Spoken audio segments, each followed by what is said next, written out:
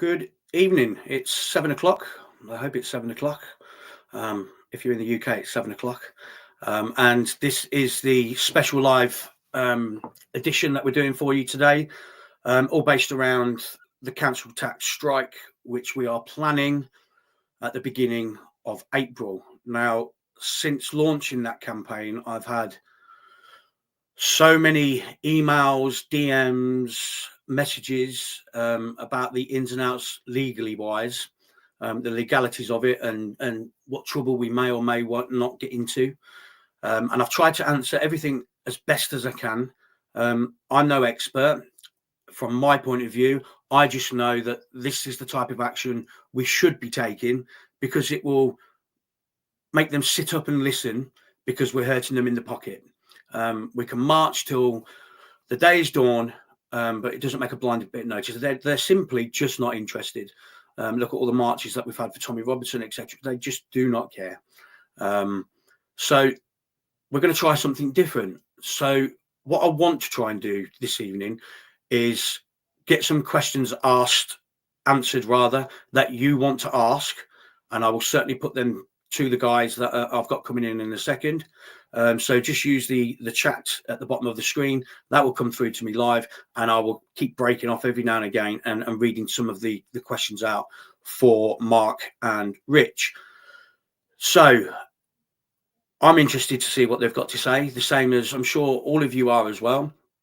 I've got my own questions, and I certainly don't want to put you in a position where we're all going to get lambasted or, get into a lot of trouble for doing what we're doing.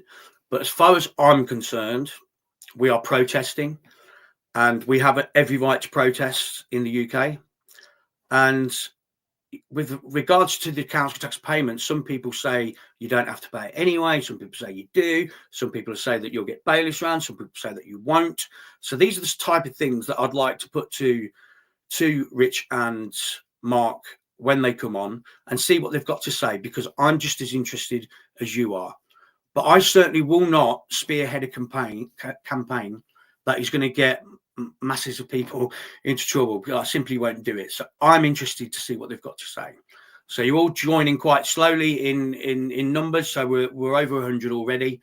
So what I think we'll do is we'll get both the guys on. We'll get them to introduce themselves to you, and then we'll start taking some of your questions after we've heard what they want to initially say to us. So first up, we've got Mark. Evening, Mark. How are you? I'm good. Evening, Mark. Very well. And hello to everybody. And Rich. Nice to meet you, Rich. Hi, Mark, and hi, Mark. Hi, Rich. How are you? Okay, let me just get a few formalities out of the way. So, Jeff, evening to you. Jeff said evening. Steph, the altar nerd. Hey up, everyone. Hi, Steph. How are you? Patriot Designer. Sam, evening. Evening to you, fella. And Jeff saying, so what does this mean? So just listening, Jeff, this is about the council tax strike, which we're hoping to do at the beginning of April. And these guys know their beans. So we might be able to get some questions from them. Jeff says, hi, Mark and Rich. So let's get the introductions out the way first. We're already getting a couple of questions in. So, Rich, if you could just tell everybody who you are and your position on this, so we can let people know you and what you're about. Yeah, so I work as a child protection social worker. I've been vlogging since April 2017. I started off about crypto, and then come Brexit, life got very, very interesting. I voted for Brexit, started doing more and more political stuff. And then with the lockdowns, it got far too interesting. So I do even more political stuff. So I cover politics, economics, macro politics, gold, silver, crypto. But I'm also someone who's passionately committed to peace. So I'm Muslim. And for 10 years, I've attended Quaker meetings. And I honor and applaud and acknowledge the Quakers stand for peace, because I'm someone who's up for a world where all human beings honor human beings. When I was 18, I joined the anti-apartheid movement, which was the beginning of my political career. And I was involved in the anti-poll tax demonstrations, the anti-Iraq war. And then when I found out about the probity co process, which is a lawful process where we can legally withhold our tax, I used it successfully last year in my some capital gains tax that I owed HMRC. And I know that that process can also be used for council tax. In fact, all payments that go to all local or central government coffers. And the Probity Co process, I wasn't expecting to see Mark here from Peacekeepers, was actually a process that's, my understanding, being designed in partnership with the Peacekeepers. So that's a little bit about me, Mark. Excellent. Thanks for that, Rich. Mark, same for you, please, if you don't mind. Yeah, I mean, I've lived most of my life in the Middle East, in Kuwait, and I was actually born in South Africa, which I left when I was 14. So I didn't really understand apartheid until I got to Kuwait, because there I learned what apartheid meant. And then finished my education. I went to university in Wales, in North Wales, did forestry. Always had an interest in social justice, but got caught up in the rat race like everybody else does, especially when you're young. And then I've been researching alternative truths, or whatever you want to call them, for the last 25, 30 years. And that really came to a head about 15 years ago. And social justice really became my main point of interest. Then I was involved in some civil litigation regarding equity and trust law, which I really enjoyed. It's very interesting, but it was an expensive lesson. And then when COVID struck in 2020, I was due to fly back from Kuwait to the UK. On the 14th of March and on the 12th of March, they locked the country down.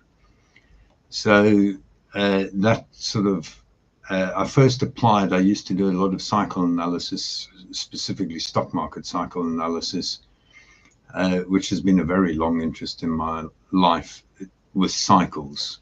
Everything goes around, comes around. Okay, so in the East, they understand this concept of cycles, but in the West, they think everything is linear and you can just cause and effect and you can control every possibility. But human mind is infinite. You can't close off any thing.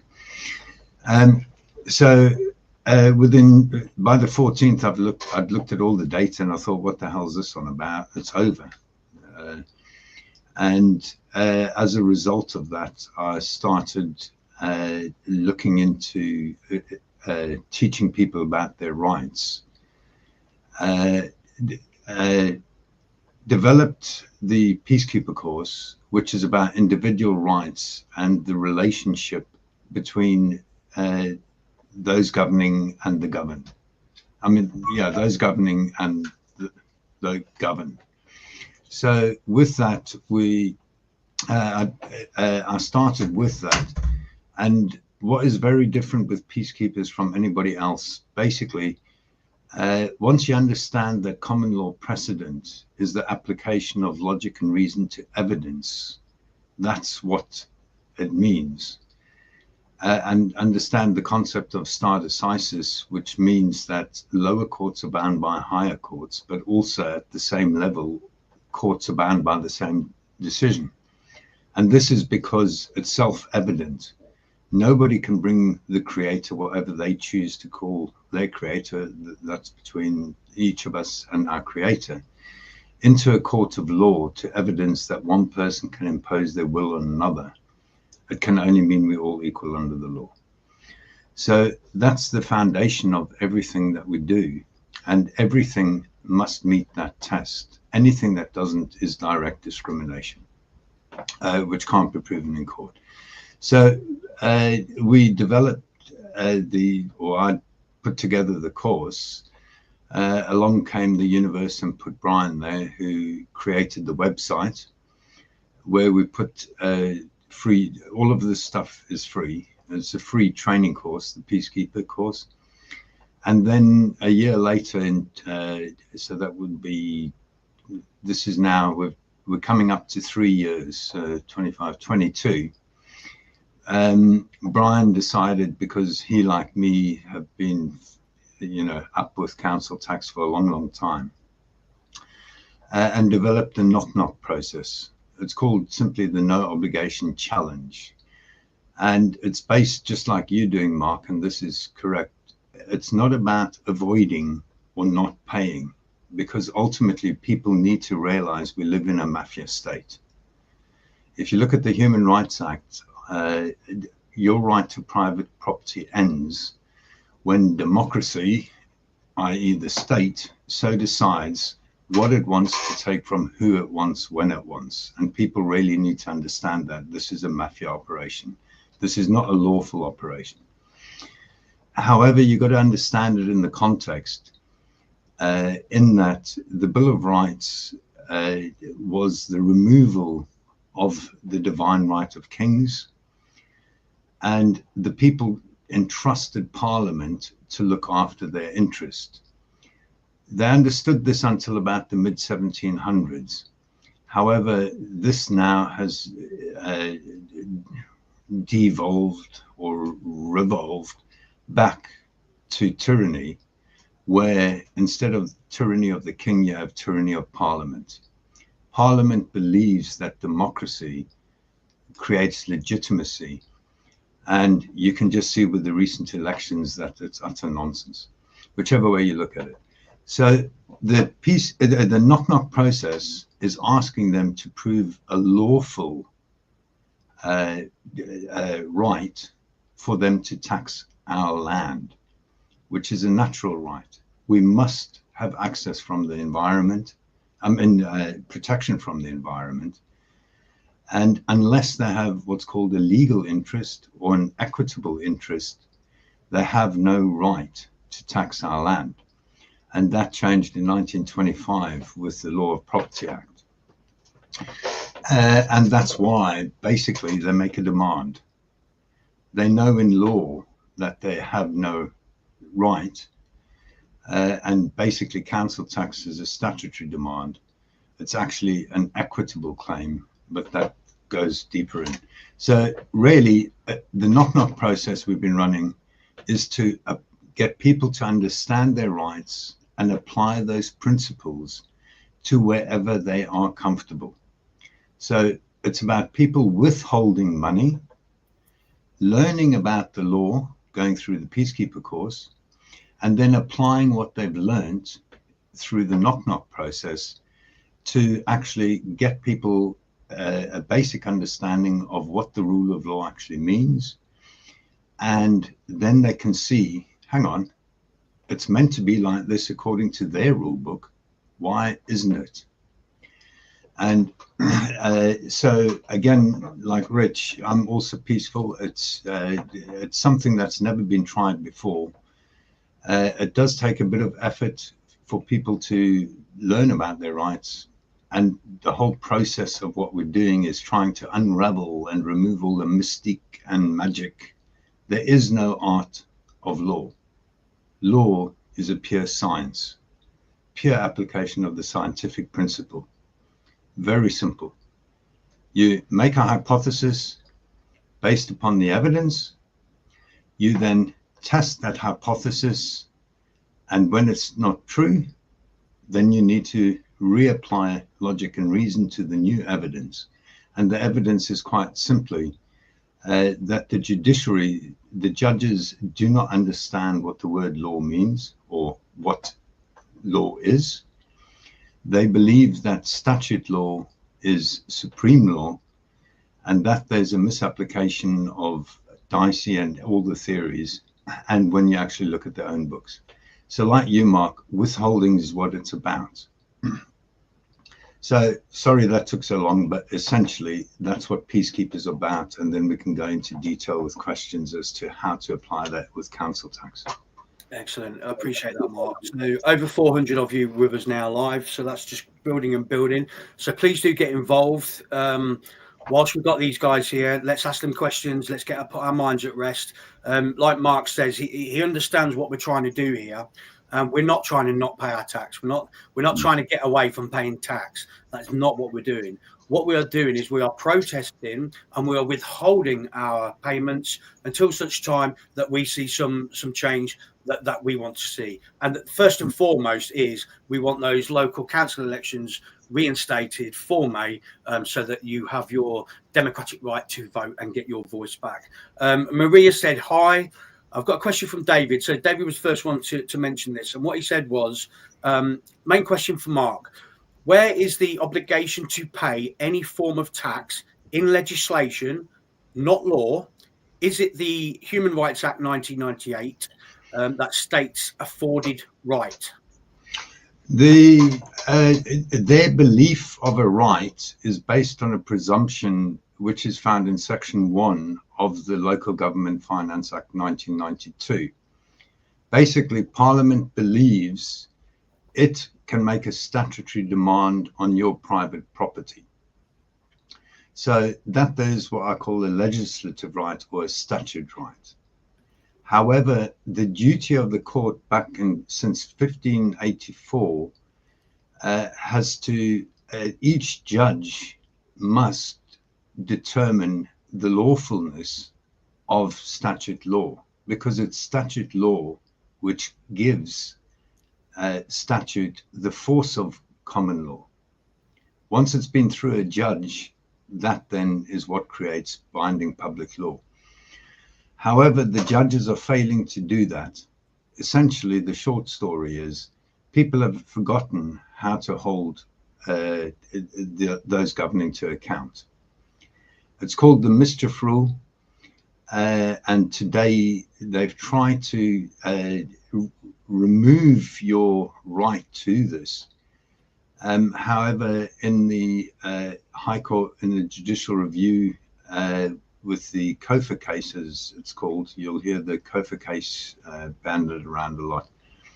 The High Court judge confirmed this is called the legality test. However, they are not doing the legality test, and literally all that the magistrates, or all that happens in the magistrates' courts, is they do a tick boxing exercise, and a liability order actually is no more than a certificate of compliance that certain things have or have not happened. So the source of their belief is that in the Local Government Finance Act 1992, they have a right to tax your private property without a legal or an equitable interest or a contract in place. They openly admit this nowadays. Okay. Rich, you mentioned at the top of the show that you've gone through this, was it last year you said? Or was it, and it was with something different, wasn't it?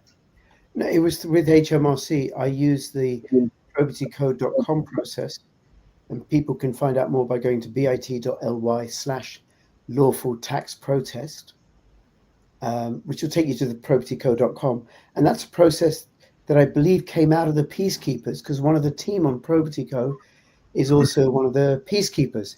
And peacekeepers.org.uk, fabulous website if people want to learn about constitutional law, and I'm near an expert like Mark is. So I did use that process. I had a small, I thought I'd test it out. I had a small capital gains tax bill. I watched some interviews with a guy called Chris Coverdale, who's an anti-war campaigner. He spent 50 plus days in prison withholding tax as a protest against war. He thought he's got to come up with another way that doesn't involve him going to prison. So do you want me to outline the process, Mark? Okay, yeah, go for it. Right, so I downloaded from the propertycode.com website a trust document, I don't remember the full correct word. It's a title deed or something, deed of sovereignty and a title deed. And essentially, it's a trust document. Now, my understanding is that trusts are incredibly old in the British and English legal tradition, really old, very embedded.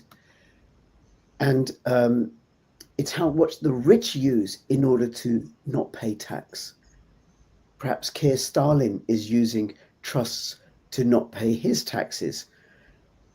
So I downloaded the trust document. There were only about 4 bits that I needed to fill in.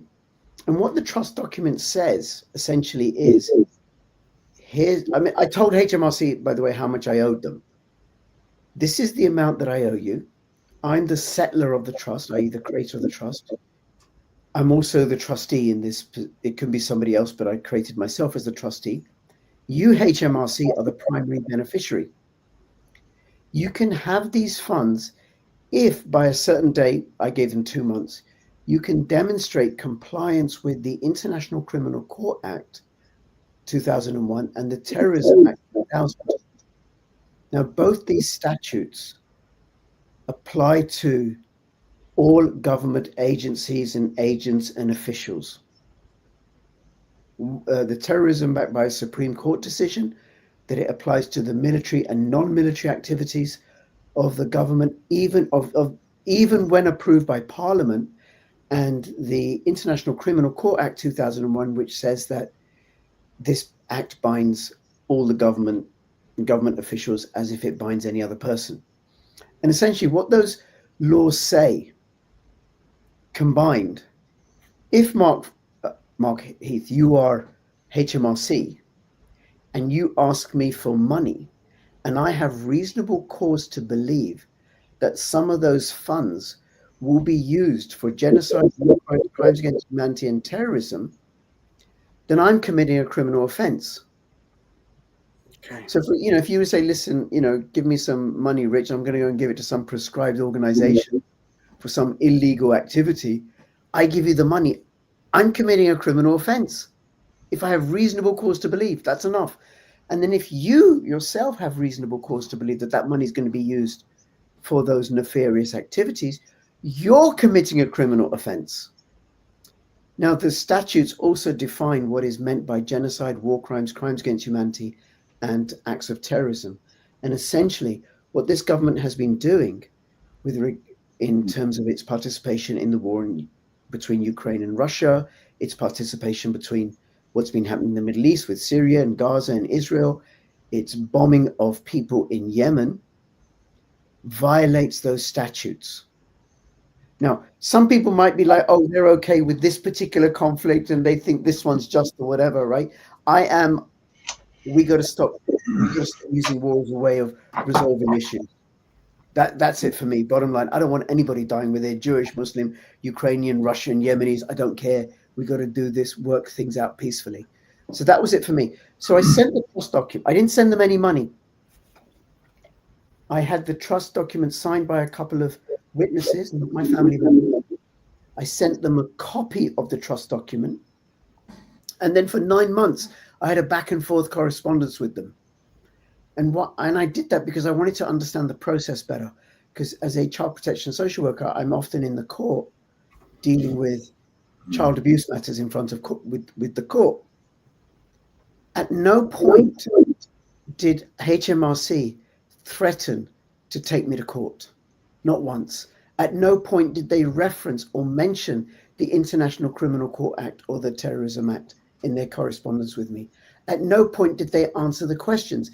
They would say things like, oh, you have to pay tax lawfully, income tax lawfully, capital gains tax lawfully. And I say, good, I want to pay. I don't want to break the law. But these statutes say that I'm committing a criminal offense and you're committing a criminal offense. Please point me to an exemption in case law or in statute, so that I know that this is legal and proper. Nothing. They came back to me at one point and they said, we've checked with our solicitor's office and our solicitor's office say you have to pay. Great. Can you ask your solicitor's office whether these statutes apply or not, or whether there are any exemptions? They said to me at one point, you can't withhold tax because of your personal beliefs. And I replied, okay, I don't want to withhold tax because of my personal beliefs. I've not mentioned my personal beliefs. I've just mentioned matters of statute. Now, after about 9 months, I got fed up of this. I thought, I don't want to move this on. By the way, during those 9 months, HMRC referred me to a couple of debt enforcement agencies. Right. Who sent me texts and wrote to me.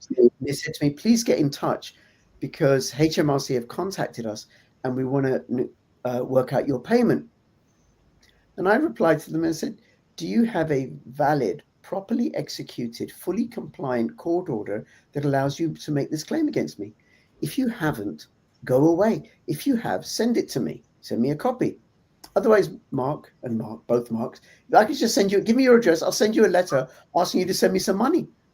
It has no effect, right? But that's what they were doing. So the debt enforcement agencies, they've left me alone because they don't have the court orders, because HMRC never took me to court, because before they take me to court, they would let me know they're going to take me to court, because it's much cheaper for them to scare me off that way. And so then what I did was an affidavit. I wrote down in an affidavit matters of fact, that this is what these statutes say, this is what I said, this is what HMRC have replied. And as far as I can tell, my assertion is it's illegal for me to pay this money. And I'll explain why it's illegal in a moment, Mark. And it applies why it applies to all revenue that's collected by central or local government. So then I gave them 14 days to rebut an affidavit. They replied. They didn't rebut the affidavit, like they didn't counter my arguments. They didn't provide me with exemptions to those statutes. They just said you have to pay the tax lawfully. So then I sent them a notice of default and I gave them another 7 days. I said, look, this matter is settled, but I'm going to give you another 7 days. Last chance. Can you please provide me with exemptions? Because you haven't said anything about these statutes, whether they apply or not. And if they don't apply, how come? Didn't hear from them. Now, an affidavit, which I actually had witnessed by a solicitor, stands as truth in law. That's it. It's a summary judgment, matter closed. So they can't do any. My understanding is they can't legally, lawfully do anything with me now, because if they were to, well, I've got the affidavit. It's settled. And I haven't heard from them since. They've sent me my tax code for this forthcoming year. Let me know what it is. But I haven't heard from them. I've interviewed a guy who owns a couple of hairdressing salons on my channel, and he's used the same process with one of the staff with their agreement in one of his salons. And I interviewed him in November. He hadn't heard anything from them since February. Now, why this process works, it's worked with his corporation tax, his payroll tax, and also his VAT, and why it works with capital gains tax, and why it could, not legal advice, work with council tax, BBC TV license, ULEZ fines, LTN fines, parking tickets, bus lane tickets, any and all revenue that's collected by the government, local or central, goes into one large pot called the Consolidated Fund. And then from there, it's dispersed to the various departments. And I think at least 2.5% goes to the activities of the military activities of the United Kingdom, but also I'm sure a little bit more goes for the deep state activities. Absolutely. So that's what's happened with me. And okay, what I want to do is we've got loads of questions now, so I want to fire through these as quickly as possible. Idiot terms for people like me, as I am an idiot. But we'll fire through, and if we just give these the answers, that would be great. So David says, is it legal as a taxpayer to ask for an invoice for services being paid? No, it's just a straight demand they make. They just demand money. It's not a service provided. There's no need for, from their viewpoint, there's no need for a contract or consent. They just make a demand, just like spoiled children do. Right, I get it. Let me get down here. So Thomas Moran says, we know that all taxes are voluntary, but enforcing them can be quite difficult. Could the Bristow versus Souter case be used as a case law, or do we sue the council employee who enforced this debt? Well, we've got Bristow and Souter, funny enough, we've got a case on the 6th of May, I think it is, against Bristow and Souter. Basically, the process basically briefly, first, if we address possibly just to explain to people the process, it's worthwhile. But essentially, they'll send out, they should send out a demand notice, but they use a bill because apparently Portsmouth Council admitted in court that a bill doesn't evoke the same reaction as a demand. That will give you a date to pay what's called an installment. They offer you an installment plan. If you don't pay the installment and you're late for 7 days afterwards, they'll send you a reminder notice for that installment. If you still don't pay within 7 days, they'll send you a full a demand notice for the full amount. Okay. Yeah. And then if you still don't pay within 7 days, they can apply to the magistrates court, to a justice of the peace, for a summons. That summons date must be at least 14 days before they can take you to court. So in essence, you've got 3 sets of 14 days, so you can withhold, so to speak, without any fear of any additional costs for up to 42 days. Once it's got the summons point, then they will add costs, and depending on where you are around the country, they vary from around about £50 up to £150. Depending on where you are. If you're already at the summons stage, you may as well gain the experience to go through court. Use it as a learning experience. And it's that there then, in effect, you've got, like I say, 42 days in effect before a potential liability order gets made. They then need to send you a notice of enforcement of that order, which the council will do. Generally, they won't do anything, won't give it to a bailiff for about 14 days. Once it's gone to a bailiff, they need to give you another 7 days notice. And then you can go through a process whereby you're setting up the bailiff, asking them to evidence their lawful or statutory authority. And with that, if they refer you to the council for anything, that's in breach, and that's exactly what the Leighton judgment says.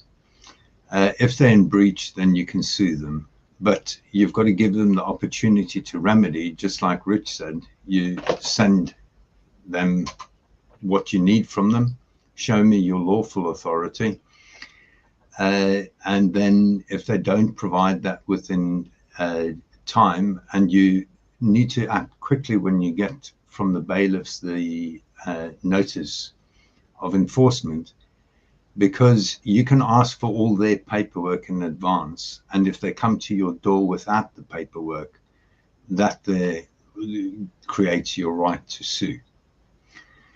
If they don't provide that paperwork within 7 days, you send them a reminder letter, and then you send them what's called a letter before action 7 days later.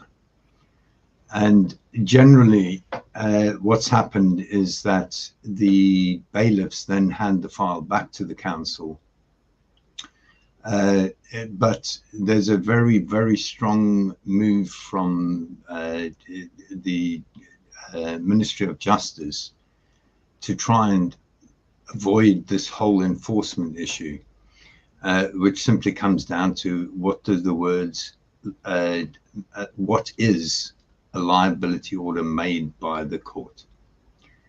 So we've got 2 cases against bailiffs at the moment, which should be heard, like I say, over the next 2-3 months, which will reinforce the Leighton judgment. But many people aren't comfortable with the threat of bailiffs coming to their door. And that's why the withholding process is, if you're comfortable, push it as far as you're comfortable. If you're not comfortable, then just pay. Ultimately, remember, they will steal what they want from who they want when they want. They have the monopoly on violence. So this is about re-educating the public of their rights and engaging with people in authority. Standing up. The knowledge gives you courage. When you've got courage, you test your comfort zone. So that then, in essence, is the first stages. After that, they'll go to attachment of earnings if you're employed. If you've got assets, they'll go for a charging order against the property. And again, all you're doing there is testing your comfort zone and delaying and pushing things out. And that there, so long as you can afford it, it's a marginal cost, but it's a sacrifice you need to make to withhold. And at the same time, you are gaining knowledge, you are gaining confidence, you are gaining courage. And we had one guy who pushed it all the way to the morning. He had till 4 p.m. to settle the debt on a sales order. So this is like a year and a half down the road from the liability order being made. And he paid on the morning and settled the debt. He pushed it all the way, literally. I mean, if he would have had an accident and couldn't make the bank transfer at that point in time, they could have sold his house. Is that right? It's about how comfortable you are and how much you're prepared to sacrifice. And do you actually want to learn about your rights and learn about the interaction of between those governing and governed, and what's lawful and what's not lawful? Okay. Mark, can I come in on something Mark said there, please? Yeah, go ahead. Yeah. So absolutely. We all got to find our own comfort levels. And even if we're doing things, like if people don't want to withhold the way that is possible, that Mark's suggesting, that I'm describing, then, you can slow coach the process. Yeah. You can pay in installments. You can take cash into the office. You can do all sorts of things to slow the whole thing down and to jam up the system, because eventually any centralized system like the Soviet Union will collapse under its own bureaucratic weight. And the alternative to not protesting, where we get to own nothing, eat bugs, and that's going to make us happy, that's much, much worse. But ultimately, it's about getting enough people together, because if you get the numbers withholding, and poll tax basically ended like that, people were just fed up with it, felt it was unjust, and sufficient people stood up and did something about it and went to the courts and clogged the whole court system up. They were forced to change the system.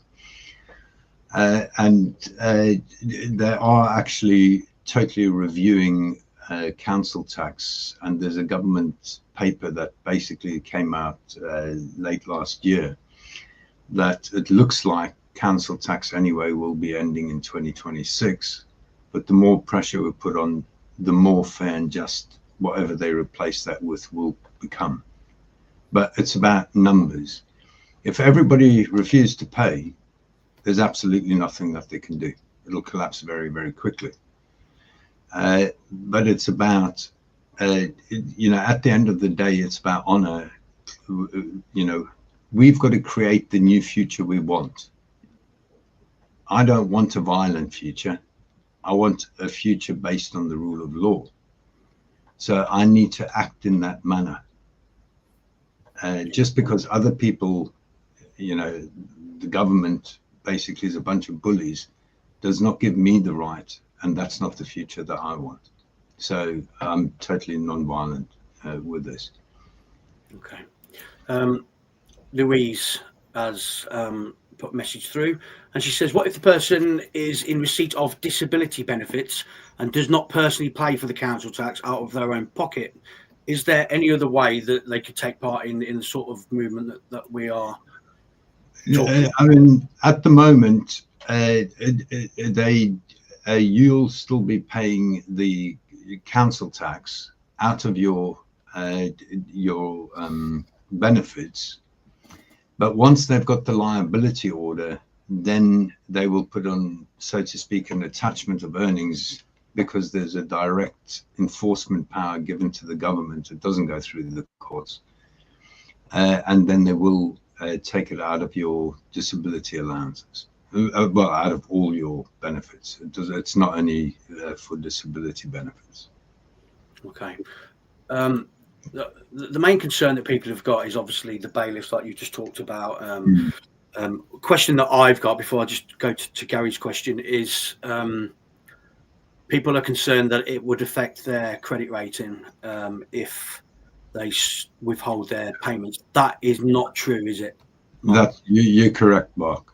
The credit rating comes from county court judgments, not magistrate court judgments.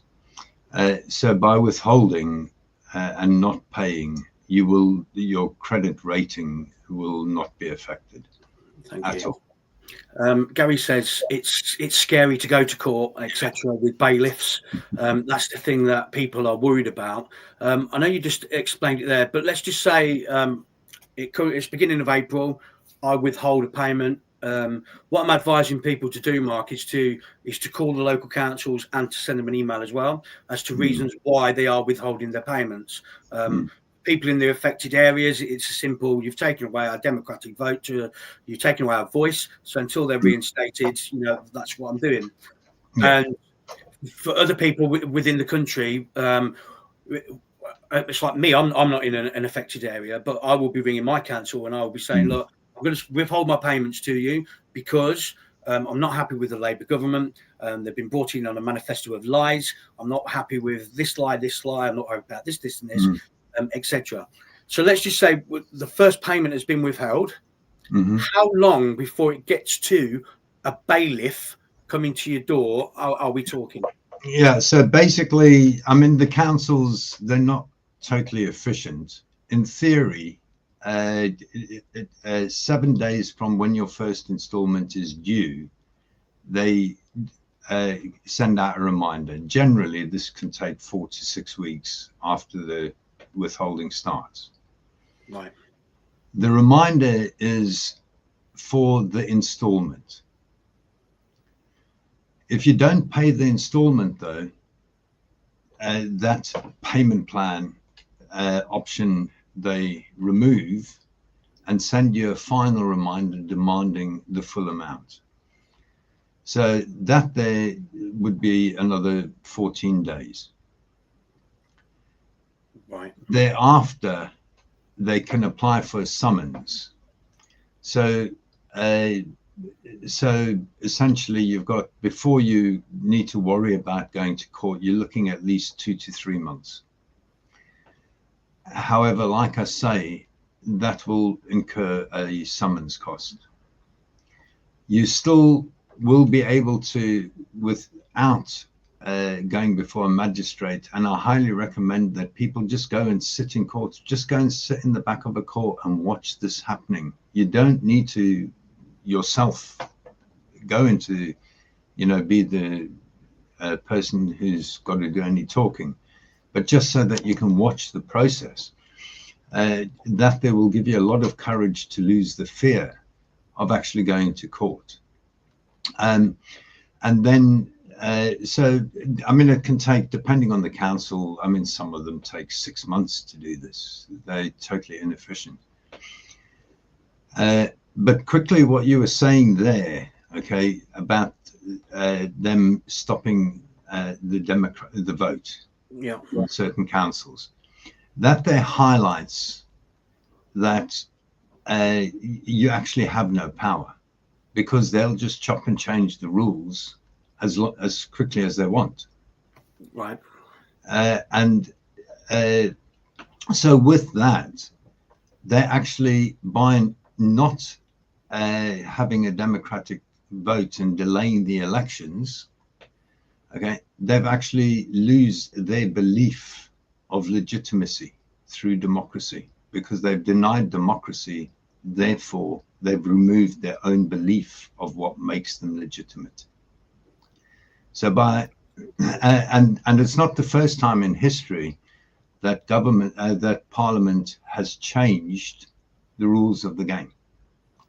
Okay, and the reason for that is Parliament believes it is God, and therefore they can just chop and change whatever they want, whenever they want, without constraint. But surely there will be time constraints on that, wouldn't there? They can't just. There have been numerous times in the past where they've said, okay, you must hold an election, for every 4 years or whatever. And then the incumbent parliament just says, oh, hang on, no, let's just change it to 6 years. Or the other one changes it to 5 years.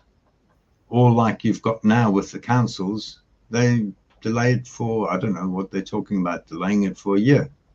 Who knows? Are they going to delay it for a year after year after year after year?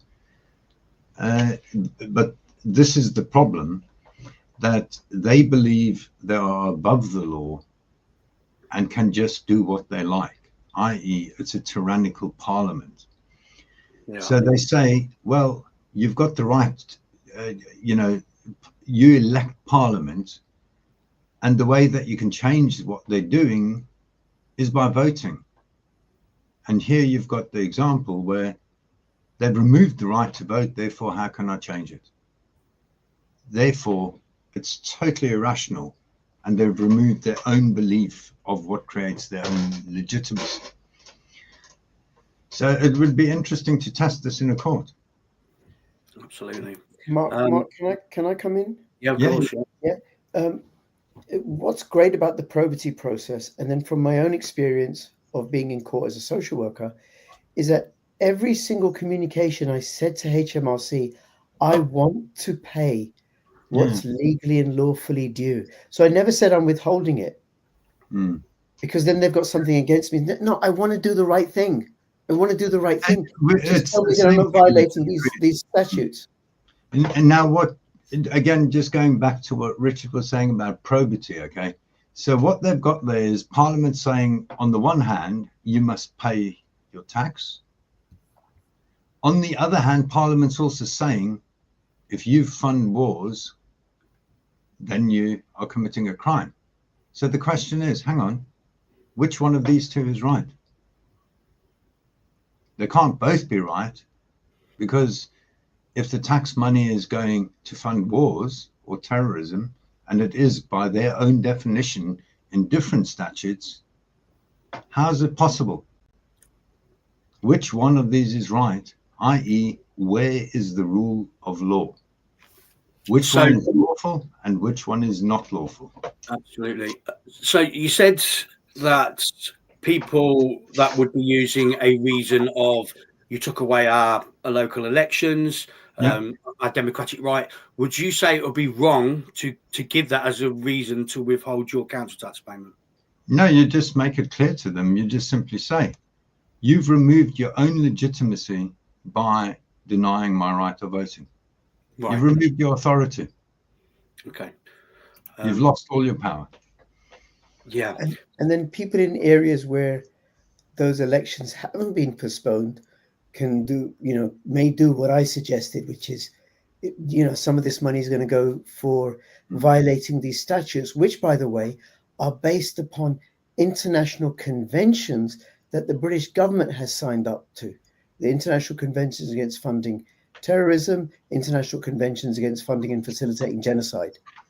Let me just quickly elaborate a little bit on this, because the fundamental principle, the issue with council tax and the probity method is that council tax actually doesn't go directly into the consolidated fund. Business rates do, but council tax is a local one. So that's one sort of issue which makes it, iffy, or in effect not absolutely true. However, central government is the principal, therefore the controlling mind behind the local council's bank account. So that's a legal technicality, so to speak. Yes.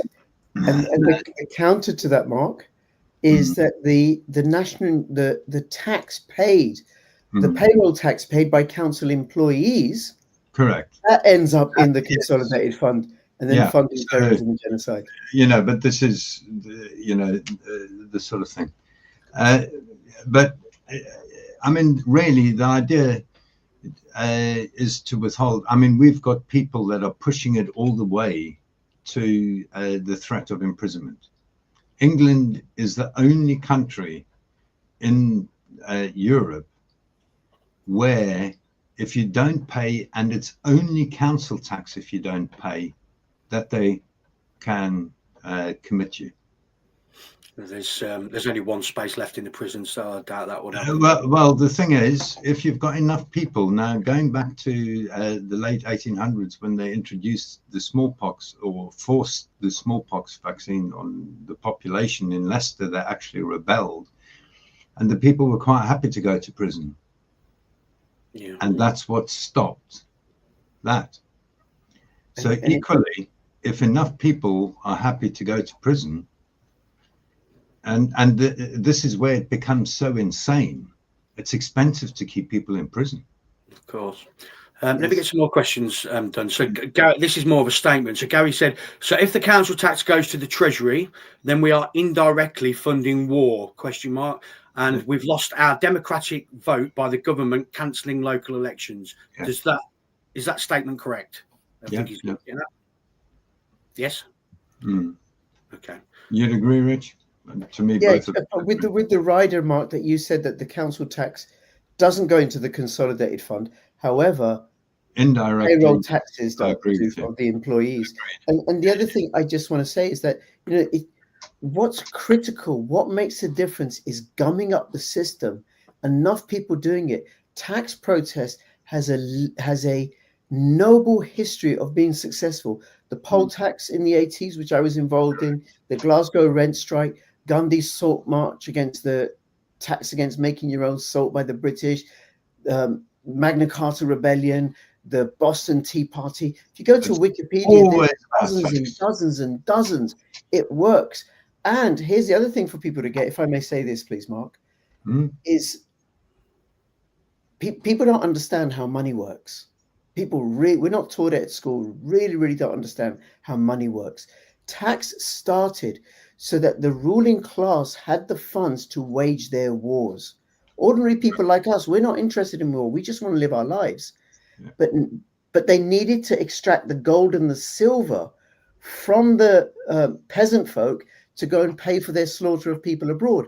We don't use gold and silver as money anymore. They print the stuff. Our taxes don't pay for anything because the government overspends, it borrows the money, it prints it at will, and then uses that. Our taxes are used for social control. Now, sometimes that's useful, like don't go and speed down a quiet road or something.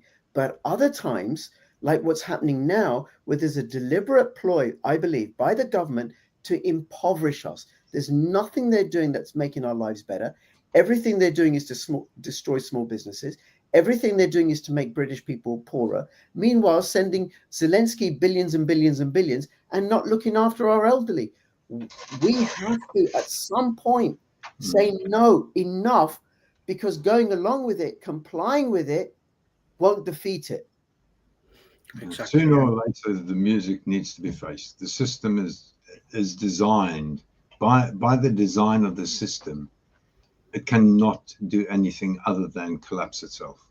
And don't get me wrong, we've got nearly 1,000 people watching this live now. And don't get me wrong, I know that by taking this action, it is going to be a nervous time for us to do it. But it takes something like this, like the guys are saying, to stand up and do something different against the norm. I very much doubt they're not expecting people to be not paying their council tax at the beginning of April en masse. But obviously we need the numbers to make it work. And it's going to take a lot of kahunas. Yeah. It's going to take a lot of bottle, but it needs people that are prepared to do it, to stand up and say, do you know what?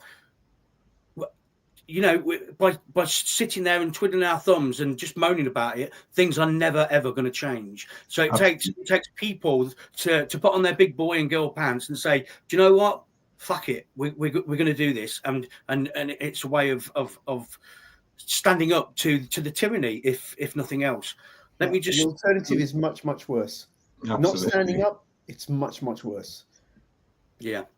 Exactly that. Let me just read this one out. It's Patriotic and Proud said, I'm quite happy to send a letter to say, prove to me where the money goes and it doesn't fund wars through the consolidation fund. Until you can prove it isn't, I will be withholding. Is that a reasonable letter to write? Yeah. Yes. I think so, but I would say do it inside the trust process, because trust is, there's the 1987 Recognition of Trusts Act, which says that the government is bound by these statutes. It has to recognize trusts. And trust might sound really, really complicated and stuff. I didn't know what it was, but it really is a very, very simple document saying, look, you can have this money, and it's just demonstrate, provided you can demonstrate that it's yours, that it's legal, that you're not engaging in terrorism and funding genocide and stuff, and then the money's yours. If you don't do that, it then goes to the secondary beneficiary, which could be anybody. Now, the thing about trust is they, like I said earlier, they have legal validity. Once I put the money in trust, it's no longer mine. It belongs to the trust. So that gives me further protection. So I would suggest go to propertyco.com and check it out that way. Absolutely. I mean, I would really suggest, okay, we're now sort of coming up towards the last week of February. We've got March and April. We've got roughly 2 months where people should go and look at alternatives. But essentially, even if you get sufficient numbers withholding, that there is going to create a ripple effect. But to lose the fear, and I absolutely understand people's fear, if you understand where you're going and why you're going that path, and you've got the underlying knowledge of the consequences of your choice, then that gives you courage to push it further and further. Exactly. What we'll do is when we get to the end, we'll have a couple more questions. When we get to the end, if we can just recap on websites that they need to go to, links that they perhaps need to have a look at for after the show. I just wanted to put this up here. So the governor says we need to supply template letters for people. And I'm quite happy to do that. And I've said that I would put a templated letter together if needs be. I wanted to speak to these guys first before I did that. So I've got the knowledge the same as you guys are getting from these guys anyway. There are templates on the propertyco.com website. Is there really? Right. Okay. That's excellent. May not cover every single situation, but they can be easily adopted. But propertyco.com, they have fortnightly calls on a Monday evening, 6 p.m. to 7:30 p.m. Just sign up on the website. There's no charge for any of this, by the way, just like peacekeepers.org.uk. And then people can come along and ask their questions. But the calls every other Monday, there was one this Monday, so it'll be 2 weeks' time, are about the Probity Coast process, not other alternative processes, which may be more effective or equally effective. I don't know. Right. Again, equally, with the knock-knock process, I've just put in the chat the Peacekeepers Webin. With the knock-knock process, there are template letters, but what we've found is that really things are changing so fast at the minute. We again taking the lead. We put in 2 judicial reviews to basically move things into the High Court, which I'm sure they are opposing, but we'll just wait and see. But the whole purpose is really to get clarity as to what actually is the law and what makes judges think they can do what they want and what makes Parliament think they can do what they want. Yeah, and I think it's sound advice for people to go and have a look for themselves after this, between now and the beginning of April. Because if we are going to do this and we are going to move ahead with it, we're going to try and get those numbers up further. Then, sound advice is to go and have a look at this for yourself, because ultimately you're going to be putting your head above the parapet, and you're going to be in the firing line. So Absolutely. the more knowledge you've got, knowledge is power, as we say. Let me just put this. But also, Mark, sort of basically, I mean, when people understand, okay, they will take what they want from who they want when they want. Yeah. That you're dealing with lawless people here, a lawless system. Yeah. That's the message everybody needs to start to understand. That's how simple it is what's going on. We have no rule of law. When it comes to government and parliament raising money to do whatever they want, wars, pensions, golden handshakes, whatever. Yeah. Okay. Coercive abuse victims wants to say, I just want local councils to put back the voting for this year. Will non-tax payment push this to happen? I don't think we could say categorically if it will or not, but it certainly sends a message, does it not, Mark? Yeah. No, and the thing is, like I say, by those councils removing the right for the people to express and have their vote, they have removed their own legitimacy. That's their belief of what makes them legitimate, your right to vote. So by them removing that, they themselves are saying, we've got no authority, we've got no legitimacy. Okay. From the same person, if we withheld, we'll have to eventually pay or get into trouble. So when we pay back, we look stupid. No. Mark, can I come back on this? Yeah. Right?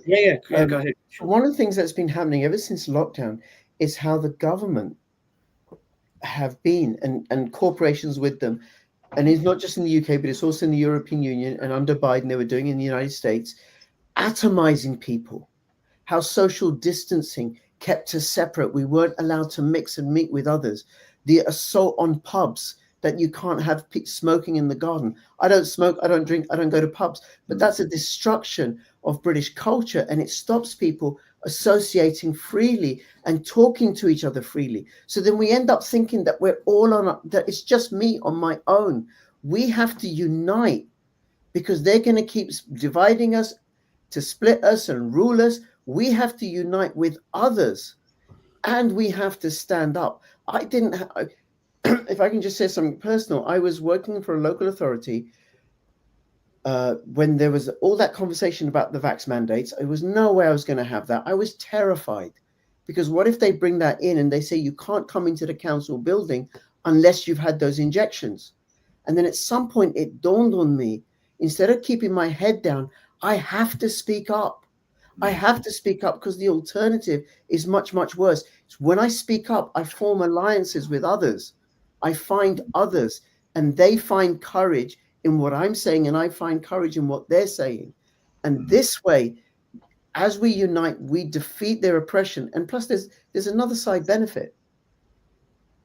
We will have more money in our pockets to deal with the cost of living crisis that they're creating in order to impoverish us. Well said, Rich. That certainly stirred me up, and probably for people that were watching. Look, we've got 1,000 people with us at the moment, so I do want to get some more questions in, if I may. Red Z says that numbers are crucial. Clog up the system, that will cause chaos to their system. Rich? Absolutely, absolutely. And don't forget, all those council officials, we're council taxpayers too. We're being squeezed as well. And I see it in my work. I have a good life. I have a good life. My mortgage is paid. I'm a middle-class twit in a happily married with 4-bedroom house and everything, in a garage, and two lovely kids, right? But I go out in really, really distressed areas, and I see what's happening to the poorest of the poor, and it breaks my heart. And how can I be satisfied with me doing okay when I see the suffering increasing, where 1 in 5 families rely on food banks because Keir Stasi is sending the money to bloody Zelensky so he can have another bloody Rolls Royce and another villa in Florida. No. Absolutely. Would you say, would when this happens, which I hope it does happen, and I will keep trying to gather support for this, because I do believe that it would send a message, and the guys are quite right. We do need to stand up at some point and say, you know, fuck off. Essentially, you know, enough is enough. At the end of the day, if we're all going to do this en masse at the beginning of April, would it be better to go in with the same reasoning for withholding a payment, or would it be better for different horses for different causes? I think people got to do what they're comfortable with. Yeah. They're going to do what they're comfortable with and how they're comfortable. That's it. Because one size fits all ain't going to work. Yeah. Even if it's just to withhold, because to say, I'm fed up with this, what's going on? I'm going to first pay my rent, my food, clothes for the family, my bare necessities, before I am in a position to pay and contribute towards society larger. So council tax, you just put to the bottom of the pile. If you've got a spare 10 quid at the end of the month, just send them 10 quid. But look after yourself first and your family independence. And then if you have anything left over, send it to them. Yep. And if you explain it like that, then you've got rationality behind you. Yeah. So Patriotic and Proud says, I agree with stuffing up the system, but we need more people. When we had the poll tax, we had more of a community. They've divided us, and this is what they're doing. They're dividing and conquering. I see you nodding there. Which is why those of us who know about this need to speak up so that we can connect with others. But also, I think more and more people are going to refuse to pay for the message because they can't bloody afford it. Yeah. No, you're right. You know, when there's no choice, it's like, okay, I'm going to feed, like Mark was saying, I'm going to feed my kids first. And now I can't afford it. What are you going to do? So, in your opinion, what sort of numbers do you think it's going to take for this to have any kind of success at all, Mark? You don't need that many people. You don't need the majority of people. You don't need 10% of people. That's right. I think I've heard to actually cause a revolution, and I'm not calling for violence, takes 3%. Yeah. And other people say less than 1%. Some even reckon the square root of 1%. Depends what you read. Yeah. Okay. I like your figure better, Mark. David says, at what point in time can you prove that actions by bailiffs and council tax staff are actually criminal? What would the evidence be? Let me just put that question there. Can you see this as well, guys? Yeah. Mm-hmm. That's the question there. I don't know if I read it wrong, Mark. At the end of the day, okay, I differ from most people like this. Ultimately, everybody needs to do what they need to do to survive. And that's why we've got so many order followers, because not sufficient people stand up and do what is right. And I mean, it's interesting because with where we've got strong involvement, there's a pretty high turnover appearing in the senior ranks of council employees. But ultimately, you know, they have to pay for their material realm, and therefore there's got to be some leeway. But ultimately, we need more people to stand up and do what is right, just like Richard said. Okay.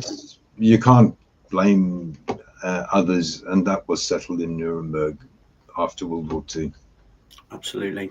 David says, at what point in time can you prove the actions by bailiffs council tax are actually criminal? Is that the one we've just looked for? What would the principal evidence be? Can you see that question there? Rich, do you want to? I don't have sufficient legal knowledge about Mark? this. This would be for Mark. I mean, basically, you can civilly sue them. Again, go to the website, look at, we've got a YouTube channel which will explain the Leighton judgment and the Cofer judgments.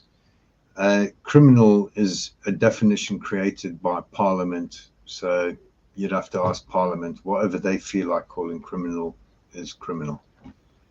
It's merely a definition. Coleman says, is child trafficking income and profits by government taxable? Tongue-in-cheek question there, my friend. Patriarchal Prize said, the first thing that I cancelled is my BBC TV license.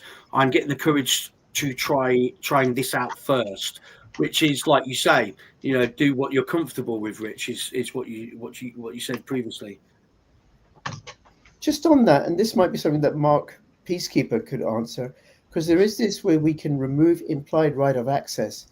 And I've seen documents, I've been sent documents by the probity team internally, where you send a letter to the BBC licensing authority, and you say that you're removing all rights of implied access to your property, which means they can no longer come onto your property, and then they can't ask you to pay for your propaganda license. I mean, again, there is actually no such thing as an implied right. Either there is or there isn't a right, which arises out of either statute or common law. So that's, you know. But if you can write to them and say, look, I withdraw your right to access my property. Well, either it exists or it doesn't. Thanks. Alex, Mark? Yeah. I'm going to, like I say, I'm going to have to shoot. I don't know. No problem. Let me just read this one last thing out, Mark. And can I just get an agree or not agree? You're not going to stop the council by withholding payments. It's not enough. They have the backing from the government. You need to cause work for the council by withholding payments, then arguing more time. You email them, asking questions and causing their problems. This will cause the biggest problems for them as they won't have the staff to deal with it. Would you agree that to be right? I think that's part of the process. People can protest in all sorts of ways, right? More power to Luke's elbow. But I would just add, don't email them. Send them a letter.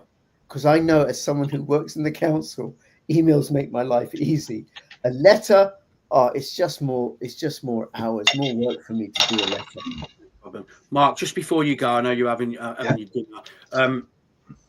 Is this? Well, I think people want anything which adds pressure to resolve the problem.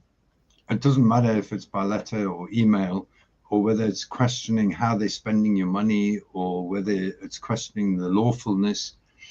It all adds to ultimately, what is right and what is wrong. What I was going to ask, Mark, is this movement that we started, and this is what we're going to do at the beginning of April. You think this is a good way to go about it? You know, we could, like I said at the top of the show, we can. I do come back to this. I do think people should take the opportunity to educate themselves, so they better understand the consequences of it. But ultimately, they need to make a decision for themselves. Do I want to just allow this to continue? Because as Richard says, the consequences are not better. Yeah, that way and that up. Can you just tell us, Mark, before you go, the website the people need to go to, please? Yeah, it's peacekeepers.org.uk. So that's peacekeepers, one word, PeaceKeepers.org.uk. It's got free online courses, and from there you can go and move on to the knock knock and actually apply the theory. Thanks, Mark. Thanks for joining us tonight. Enjoy your lunch, mate. Sorry that I have to shoot. Okay, Rich. Your thoughts on that? You know, is this worth doing? Should we be moving forward with this? For me, it's a no-brainer. I think, I want to make a stand. I don't want to keep putting up with what we're having to put up with. The taxes for this, taxes for that. They're putting everything up, water, bills, council tax pay, everything's got, and it takes something brave like this to actually, make them think twice. Do you know what I'm coming from? It's it's going to take something. Iconic's not the word, but something as brave as this to actually make them sit up and think, oh shit, rather than just marching down the street. Yeah, absolutely. But I think it's important, and I'm speaking to you, Mark, and to me, and to everybody who's watching, it's important for us not to diminish ourselves. Yeah. Mark, you went to prison. I don't know the details or anything, right? You stood up for your rights for whatever happened with that Southport. Yeah. That was a psyop. That was a false flag. They did that deliberately in order to entrap us, is my opinion. It wasn't as they were telling us. It was disgusting how people were treated over hurty words while they're freeing people who've committed child sexual abuse and everything, right? I've never been to prison. You're a braver man than I, Mark, I would say, right? And it's ordinary people like you and I, like the people watching, who take small steps. It wasn't Gandhi who defeated the salt tax. It was the thousands of people who went with him. It wasn't Martin Luther King on his own. It was the thousands of people who supported Martin Luther King. So that's all we got to do. We got to keep uniting. We got to keep speaking up. And the other thing I'd say, this isn't the only way of doing this. If people go to Richard Vobes' channel, recently he did some stuff recently about bills of exchange, how you can use them. People can set up paying. You got monthly payment. You can set up to pay weekly. You go into the council office or something, and you pay them in coins, whatever. Anything and everything to delay the whole process. Luke's idea of sending them letters, asking them questions. Yeah, I agree. And Mark, sorry, I haven't said this, right? The alternative, they're destroying our food supply. They're bringing in, I don't know how many thousands of illegals. I'm an immigrant, by the way. I wasn't born in this country, right? But I see what they're doing into Ireland. I've covered Ireland a lot on my channel. It's disgusting, absolutely disgusting. How to destroy a nation. How to have us fighting against each other. It ain't good for this open borders, ain't good for the migrants. It ain't good for the host community. It ain't good for legal immigrants like myself. It ain't good for anybody but the ruling class. So there's that. And then the insanity of net zero. We have black gold. We can be really, really rich if we can just dig up the black gold instead of believing that plant food is harmful for us. All that lie. Yeah. So whatever we can, and I'd also invite people to look at all sorts of alternatives. I think the message is clear. I think if what we've got out of tonight, I know that some people have been like, oh, what does it mean? What does it mean? They're not really understanding what Mark was saying, etc. I would say watch it back, because it all, you might have missed something in the liveness of it, where you just go back and just watch it again, and it will make a bit of sense to you. But I think ultimately what's being said is that it is an option for us to do this. I would like to move ahead with it. I do think it would cause chaos. I do think it would be a shock to the system. And I do think it would give us a voice and say, do you know what? We're not going to put up with this shit anymore. We are going to demonstrate. We're not just going to walk the streets. What we're actually going to do is we're going to hit you where it hurts. We're going to hit you in the pocket, and we're going to cause mayhem that way. So as long as people are aware of the outcomes of this and what could happen and what, et cetera, I don't think for 1 minute that we're all going to be having bailiffs knocking around our door within a month. I just don't think it would happen like that. I think it would be time down the line before that happened. And let's face it, even if we did it for a couple of months, if people start getting twitchy, they start getting letters through, you can at that point pay it. Because what we're Yeah. saying is we're withholding it, we're putting it into a little separate pot here, you know, and if it all gets a bit too much for you and, you know, it's not good for the blood pressure, etc., just pay it. Just pay it in, you know, and do it that way. Sorry, Rich. But Mark, I just want to put a different spin on what you're saying, right? Yeah, go on. So what do you keep talking about? Like if it all gets a bit too twitchy and too difficult, then we can pay it. You're talking like we're not going to win. We Yeah. have to believe in the outcome. The Great Reset is failing. It's falling apart. The European Union is going to fall apart. Keir Starmer is, in my opinion, from what I can see, he's not going to last this term. He just isn't. No. And the changes that are happening in the US that they're going to wash over the United Kingdom. This government has no money. We owe billions and billions of dollars, so billions and billions of pounds to bondholders that we borrowed from in order to fund the slaughter in Ukraine. And that's why the government's going to keep squeezing us. But at some point, they're going to run out of money, just like the Soviet Union did, because they're not drawing in enough revenue to fund the whole bureaucratic totalitarian process. And their timeline of getting CBDCs in, I don't know if you cover any of this, by the way, CBDCs, digital IDs, and having us enslaved, they're way behind. I mean, look what the Blade Runners are doing in London. Good luck. Good for them.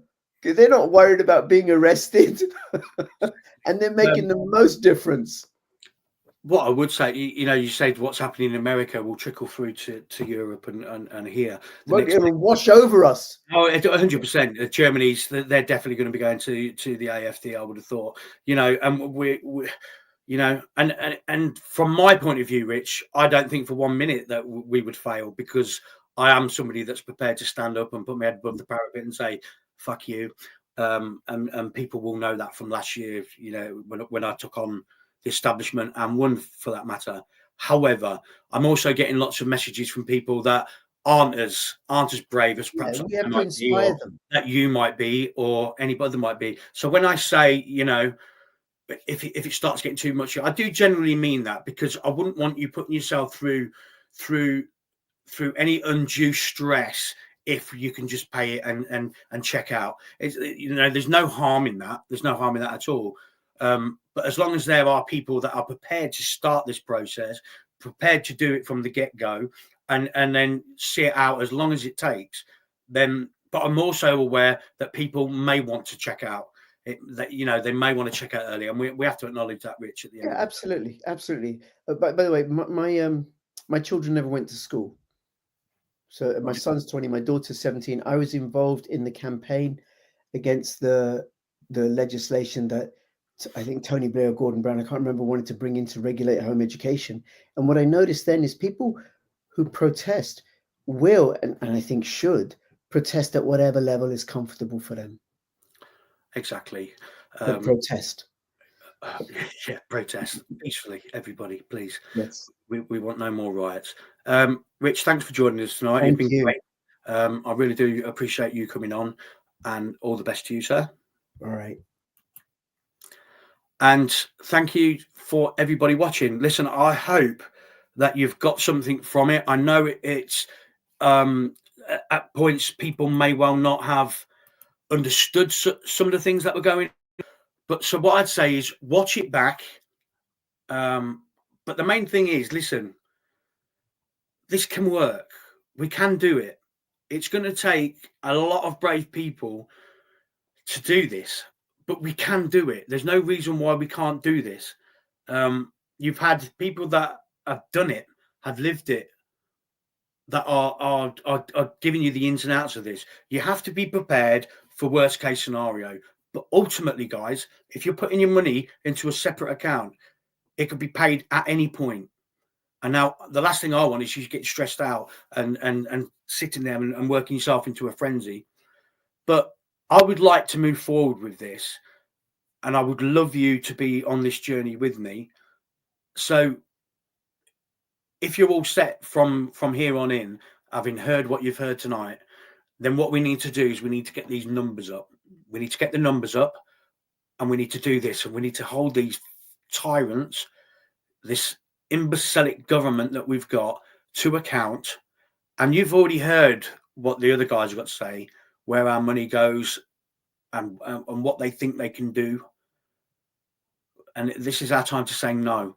This is our time to say no. But what I'm going to do is I'm going to put a template letter together, or a template letter with spaces in it, so you can amend it how you want to amend it. I will get that drawn up. I'm going to listen back to this myself first and foremost. I will get it drawn up, and then I will make sure it's available to you all. Go back and listen to the places where they would like you to go, just to get more advice. But let's go for it. Let's do it. If it works, it works. If it doesn't, it doesn't. It's certainly going to do something, and that's what we can stand up and we can say, do you know what? We tried, or we did it, or we're the ones that stood up. Or you don't know what the outcome's going to be. It may well bring results that we might not even be thinking about. Thanks for listening. Watch it back. I will speak to you all in the community. Please, please, please share the community as much as you can. Let's get that message out there. Let's do this. We can do this. Let's make a stand, and let's say to our government, bring it on.